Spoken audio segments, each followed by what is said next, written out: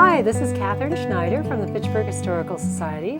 We are so happy to welcome as our guest today from the Fitchburg Historical Society, Jeanie Sieling, who was Fitchburg mayor from 1985 to 1988. So welcome, Jeanie. We're so glad to have you with us today. Thank you. We wanted to start by just asking you if you could tell us a little bit about your own background, where you were born, your family, maybe what or who influenced you in your life in your early years. You bet. Well, my husband and I both came from southwestern Wisconsin, and my parents and grandparents were all farmers out in Crawford County. And we moved to Fitchburg 47 years ago, and to start our family. And well, we'd started our family, but we had to locate to a school district for the kids. And we had heard that the Oregon School District was a really good school district, and since we were both raised in a rural area, we moved to southern Fitchburg. It's actually kind of the middle, the Greenfield neighborhood. Oh, yes. Uh-huh. And it just felt like a good place to raise kids and have open space, but yet, you know, the kids would bust into Oregon to school. All right. So that fit what we needed right then. Great, great. So you were drawn into the community, appealing to you, Fitchburg, having some rural elements to it, Yeah. and then the school district itself to the Oregon School District. Yeah. Great. Well, what was your pathway into serving in Fitchburg government? Well, it was an interesting one. After we moved here, we had a one-year-old baby, a 3-year-old, and a 5-year-old. And so we found out that the wells in our neighborhood, it was a rural neighborhood with shallow wells, and the wells had nitrates in them. And so especially if you have a baby under 1, that's pretty bad. So the neighborhood, you know, we started going to town board meetings and trying to talk to the town about getting a well with clean water for us, a deeper community well. And they did not want to do that because that, you know, that spurs growth. And this was a rural area. They were trying to keep that, you know, smaller. So I think we formed a neighborhood organization, excuse me, and a newsletter, and would all take turns going to meetings, trying to talk to the town board about it and go through the process. And so finally, after 3 years of that, we were told that the town would have to put a well in if the DNR ordered it because it was unsafe. So we went to the DNR and they ordered it. And of course, we all had to pay. The town didn't pay, but we had clean, safe water for our families. And so people started saying to me, "Why don't you run for the town board?" And I was like, had never thought of that or anything like that. But as time went on, I decided, okay, I'll try it and see how. But because I'd been active in the PTO and in the Girl Scouts and Boy Scouts, you know, the neighborhood knew who I was. So I ran and I won, and was just a year on the town board, and we became a city, which had been a process that had been going along on 2 tracks. One was that you meet the standards of a small community that grows to the size of a city and meets the qualifications, which we didn't. We didn't have a center core, you know, it was a township. But then the city tried a method that's no longer available, but it was go to court and have the court declare you a city without the criteria. And that's how we won. And the state soon after that took that method away because they wanted townships that were had contiguous area. So we all of a sudden had to, those of us who were on the town board, we all had to run again.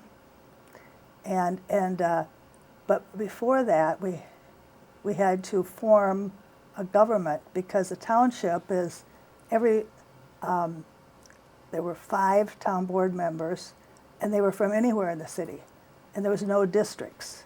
So they could all be in one area, or so we had to sit down and form it, and we decided we wanted 4 quadrants, 2 alderpersons in each quadrant, and then a mayor. So we had to set that up first. We were really busy after we found out we were a city, and then we had to then run for the seats. Whoever. So it was like almost starting from scratch again, from forming from a township to a city. Yes. In the way you set up the government and the representation in the government. Oh, it made a big difference. And I know before we became a city, the people that were especially fighting for it said, "Oh, it won't be any difference. It'll just be a town board and a city." Well, it just wasn't true. There's a lot of difference in how you distribute people and how you. After, I think it was after my first term, I decided I wasn't really happy with the way things were going, and it was just kind of a lot of fighting and squabbling, and so I decided, well, different people had said, "Why don't you run?" And I was like, well, I'm not happy now, and I think either I'll run and lose and not have to deal with it, or I'll win, and so then I won. So. All right. Yeah. That's just a fascinating story of how you got involved, because it started with grassroots problem with your water, and then people recognizing your leadership role, encouraging you to get involved in government, and then seeing the difference that you can make by actually serving in the government too. And then as you're there in government, you see the complexity of the problems that you have, and the challenges that are there. That's right. Well, I was going to say your pathway there to serving in Fitchburg government, but it's one thing to be on like a board or a committee or the town board, certainly, but it's another to take the leadership as mayor, which you did from 1985 to 1988. So what prompted you to run for mayor then? I think it was mainly because I could see the way people were being treated and the way things were happening, and I just thought, I know we can do better. Mm-hmm. We can listen to people more, and that type of thing. So, and I'm sure there were a lot of issues that I don't even remember now. But and one of the things I did between the time that you're elected and the time you take office, it's about a 2 or 3 week period.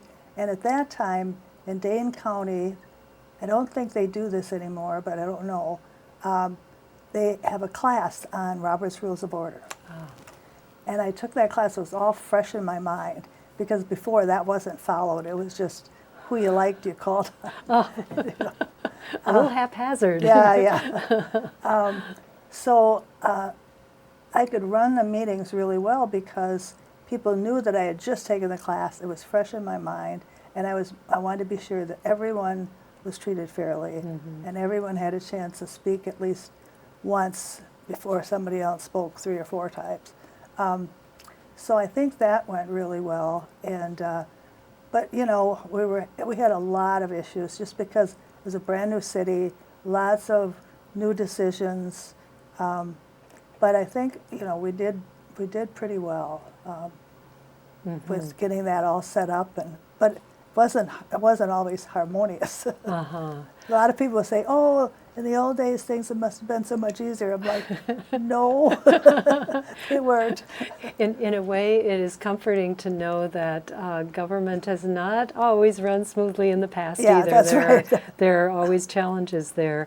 But the rules, like Robert's Rules of Order, gives a sense of everyone understanding how those rules work and abiding by them, so that decorum can be kept. Yes, that's right. Yes. So in thinking about your first, you were also mayor, but also the first woman elected mayor in the city of Fitchburg. What was it like to have that distinction, and then were there any particular unique challenges that went along with being the first woman mayor? Oh, there were. I think that there were a lot of people who thought that women should stay home, and this is before a lot of women were working outside the home. It was just kind of beginning, and that women didn't deal with finance, didn't know anything about money, and so there was just that kind of that feeling, and it started to get a little bit better, but I ended up being the first on different things because I was the first, I was a woman, and I never saw myself as someone who was a leader or leading the band, or I was trained to be a teacher, but I had my kids first. So, but having people respect you and understand you as a woman coming into leadership was hard. A lot of people didn't want that or didn't like it, or most of the women did, if you know what I mean. Did you sense any changes in people's attitudes as you served as mayor? Because you were mayor from 85 through 88, so that gave people an opportunity to be exposed to your leadership. Yeah, I did, and in fact, when my term was up, I didn't have any opposition, so I ran unopposed. So I felt that was a good thing, that people were happy with what I had done, and they weren't going to put up somebody to oppose me. So that was a good vote of confidence. Oh, for sure. Yeah. For sure. And you were, you've mentioned already that you were mayor as this change was taking place from Fitchburg as a township into a Yes. city. That's just such a huge undertaking to move from one form of government to another.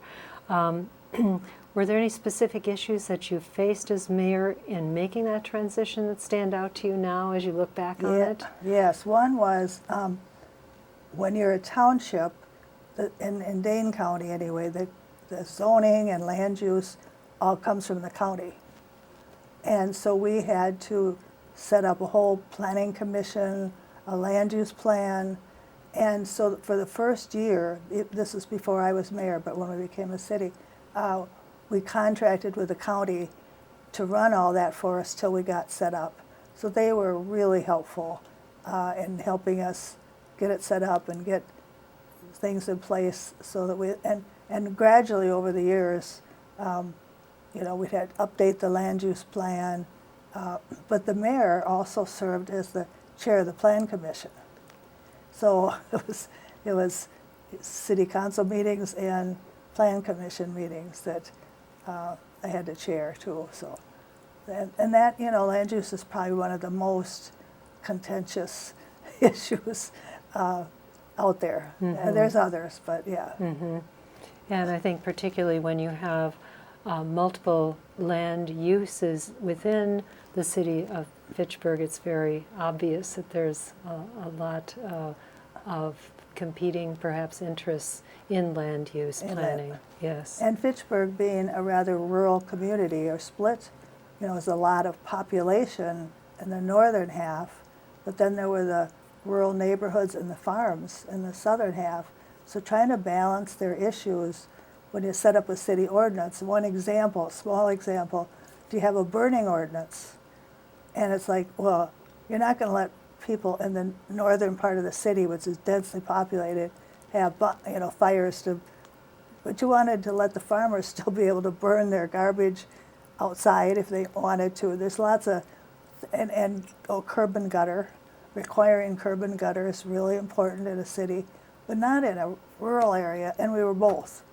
So we really worked hard to figure out how to make this a city for everyone in it and balance things out. So I can imagine the challenges within those meetings and listening to the citizens and what their concerns were. Right. Was a large part of your job. Right, that's right. Yes. Yeah. Well, then let's move on to what would you list maybe as your major accomplishments achieved during your time as mayor, Fitchburg mayor? I think I just mentioned the planning and zoning, that was one. And then we worked with Promega to establish the Fitchburg Research Park. And I'm not sure if it's the very first park, the research park, or not, but it was a big one right in the middle of Fitchburg. And so we built the roads for Promega under a TIF district, which is, and so that they could then build the rest. So it was a very, very successful one. It was paid off early, and so I was happy. It grew slowly, but it still grew, and look at it now. And look at it now, Yeah. yes. Yes. And Phil Linton, because we worked with him, he dedicated 10 acres to the city. And that's where we're sitting right now, here on the Fitchburg campus. So, because one of the other accomplishments was getting the city community center built. And we needed to expand. The seniors were having lunch up there at the old city hall. It's gone now, but it was like a cement block building. On Fish Hatchery Road. On Fish yes. Hatchery. Uh-huh. And some people said, no, we've always had it there, we're going to have it there, and we're not going to move it. But it was built on in a rural with a septic system, but it also had a big salt shed. And salt had gotten into the water. So we knew we could not build it there. It just wasn't safe. Brings you almost back to your original reason for getting into city government, which was water quality, wasn't it? It is. You're right. You're right. So I proposed, and the city council went along with it, that it be up on this 10 acres, which, were dedicated to us. We didn't have to buy it, and it's really the center, closer to the center of the population, because that down there was not. There was nothing around it, So we had to have a referendum to have that pass. And I was worried about people who were opposed to it maybe killing the referendum. When a few of them on the city council, they wanted everything put in that referendum, the size, because they wanted it to die. So I told the seniors, when a city has a referendum, we cannot get involved in advocating for it. The city has to be neutral, put it up for referendum. But I told the seniors they could form a group, a political action committee, and advocate, but we couldn't talk to them. And they did. And there were some just wonderful seniors who were they were so happy to have a place where they could have a decent lunch and not have to set up these big old tables and take them down. And so they did it. It won by 75% of the vote. So I was really happy for the seniors leading the charge. Yeah, they did. They did, and they as always loved this building. I think it's been a good one. And the campus has been here ever since. This Yes. campus and the library is now located here. Has been here for a number of years Yep. also. So it's become the center of Fitchburg government, and some of the resources of Fitchburg are right here too. That's right. Yes. That's right. Could I just ask you, going back to the research park, just a follow-through question on that. When you said it's the first research park, was that like in the state or in the county? Oh, in Fitchburg. Oh, in Fitchburg. So the Yeah. first research park located in Fitchburg. Because townships can't award TIF districts.